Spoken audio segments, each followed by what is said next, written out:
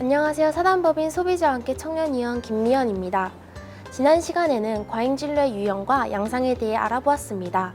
오늘은 과잉진료에 대한 두 번째 시간으로 과잉진료의 원인과 유형별 사례에 대해 살펴보겠습니다. 방송에서 다루어지는 과잉진료에 대한 내용은 특정한 질환에 대한 일부 병원이나 의사들의 비윤리적인 의료행위에 대한 것임을 알려드리고 시청자분들의 오해 없으시길 바랍니다.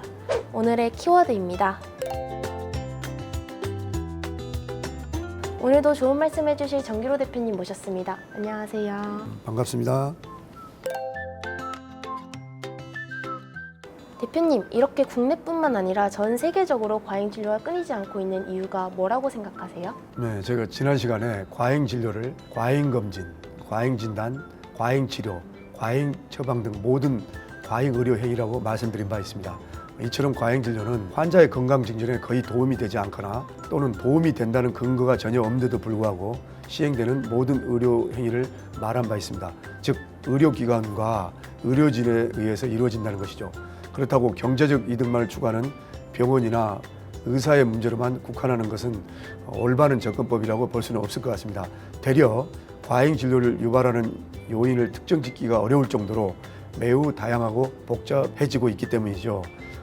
첫 번째, 병원과 의사의 비윤리적 의료 행위를 비롯해서 정부의 의료 정책과 제도적인 한계에 의해서 이루어진 경우도 있고, 건강보험 및 실손 의료보험 등 의료보험 체계에 있어서 지나친 건강 염려로 인한 의료 소비자들의 잘못된 인식 등에서도 오는 경우도 있고, 의료 전반에 걸쳐 다양한 측면에서 그 원인을 찾아봐야 한다고 볼 수 있습니다.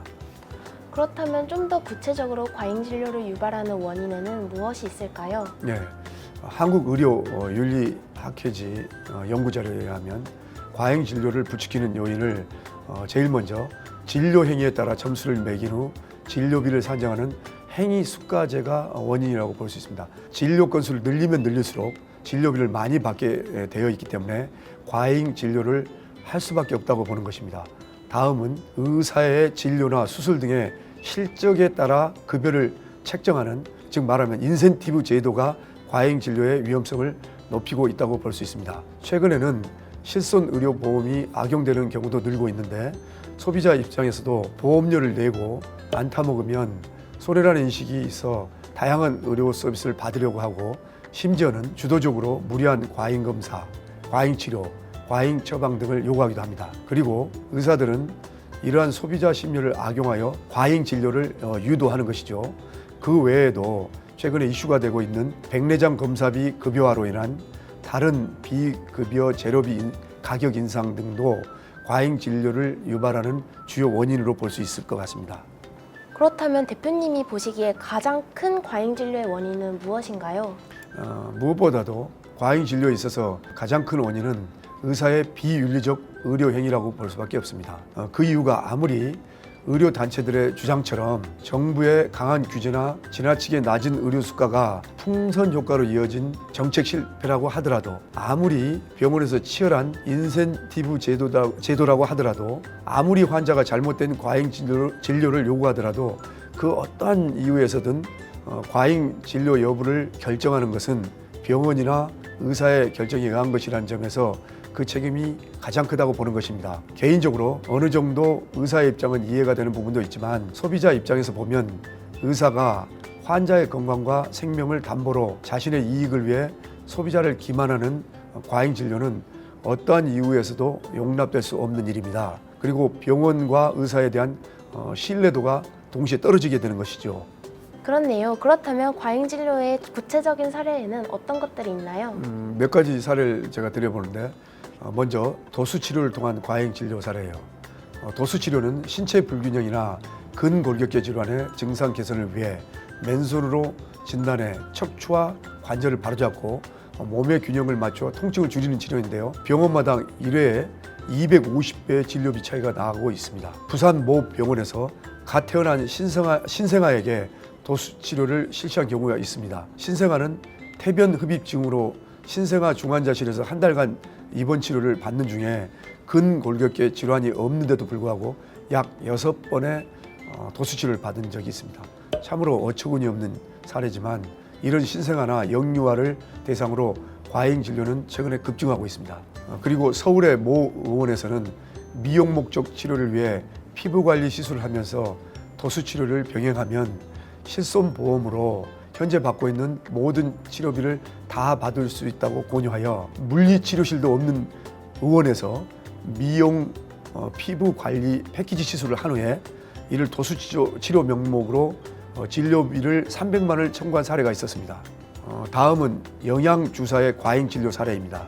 영양주사는 식약처에서 허가된 효능과 효과는 있으나 병원과 의원에서는 검증된 효능과 효과를 무관하게 미용 또는 단순 건강 증진 목적으로 주사제를 과잉 처방하는 경우가 아주 많습니다. 예를 들어 보톡스 주사는 눈꺼풀 경련, 뇌졸중 관련 상지 경직 등으로 허가를 받은 것이지만 통상 주름 완화나 노화 방지 등 미용 시술에 사용되는 경우가 있고 비만 치료에 사용되는 경구제는 우울증, 간질, 신경성 과항진정성 등을 식약처에서 허가받는데도 불구하고 일반적으로 식욕 억제 등 허가 이외에 사용되는 것이 대부분입니다. 이처럼 영양주사를 허가 외에 비급여 의약품 사용으로 인한 이상 사례가 1373건이 발견됐고 중대한 약물 이상 사례가 116건 등이 보고되는 등 환자 등 국민 건강을 위협하고 있는 실정입니다. 피해 사례를 보면 턱과 종아리에 보톡스를 맞는 40대 여성이 호흡곤란, 시력저하 등으로 입원 치료를 받는 경우가 있고요. 또 종아리에 보톡스를 맞은 젊은 여성이 눈꺼풀 처짐, 근무력증 등으로 입원 치료를 받았었습니다. 그리고 50대 여성인데 폐암 수술로 6개월간 입원, 총 진료비 600만 원 정도가 나왔는데 수술 후 1년 동안 34회 입원과 87회 통원 치료를 통해 각종 영양주사 등 처방을 받아 폐암 수술비의 10배가 넘는 무려 7천만 원의 비급여 진료비가 발생한 경우도 있었습니다. 다음은 체외 충격파 치료의 과잉 진료 사례입니다. 체외 충격파 치료는 몸 바깥에서 충격파를 통해 혈관의 제형성을 돕고 그 주위 조직 및 뼈를 활성화시켜주고 이로 인한 통증 감소와 기능 개선을 위한 치료법인데 이 치료도 병원마다 1회당 약 70회 차이가 나고 있습니다. 과잉 진료 사례를 보면 대부분 실손보험 가입자를 대상으로 고가의 체외 충격파를 무분별하게 반복적으로 부위별로 다수 시술하는 경우가 많습니다. 예를 들어 이모 씨는 목과 어깨 통증, 두통 등으로 대학병원에서 정밀 검사를 시행하였으나 특별한 이상이 없다는 의사소견을 받았는데도 불구하고 이후 통증 치료를 위해 모 병원 외과를 내원하여 병원에서 실손보험 가입을 확인한 후 대학병원에서 나오지 않는 어깨 회전근개 증후군 진단을 받고 바로 15일간 입원하여 입원 기간 동안 무려 102회라는 비정상적인 횟수의 체외 충격파를 시술을 받고 총 진료비 1,500만 원 중에 1,280만 원이 체외 충격파 치료 비용을 청구한 사례가 있었습니다. 마지막으로 보통 어깨가 아플 때 많이 치료를 받는 증식 치료가 있습니다. 증식 치료는 근육과 골격계에 통증이 있는 환자의 환부에 주사를 놓아 통증을 없애주거나 완화시켜주는 주사 치료를 말하는데 이 증식 치료도 병원마다 1회당 최대 120배의 진료비 차이를 보이고 있습니다. 한 예를 들어 보면 40대 여성이 어깨 통증으로 서울 모 정형외과에 2주간 입원하였는데 비급여 진료비 1,490만 원 중에 증식 치료 비용만 1,300만 원이 청구된 예가 있습니다. 통상 어깨 통증으로 증식 치료를 할 때 어깨 부위 1회만 시행하는데 병원에서 아마 수익 창출을 위해 치료 가능한 부위를 근육별로 나누어 횟수를 늘리거나 시행하는 등 진료비를 부풀리는 경우로 볼 수 있습니다. 그렇군요. 과잉 진료의 사례를 들어보니 일상에서 흔히 경험할 수 있는 치료들이고 소비자들의 의료비 부담을 줄이기 위해든 실손보험이 악용되는 것을 보니 정말 주의하지 않으면 누구나 쉽게 당할 수 있을 것 같네요. 오늘은 과잉 진료의 원인과 유형별 사례에 대해 살펴보았습니다. 지금까지 좋은 말씀 해주신 정기로 대표님 감사합니다. 감사합니다. 다음 시간에는 과잉진료의 예방과 대처 그리고 근절 방안에 대해 살펴보겠습니다. 본 방송에서 다루어지는 과잉진료에 대한 내용은 특정한 질환에 대한 일부 병원이나 의사의 비윤리적인 의료행위에 관한 것임을 알려드립니다.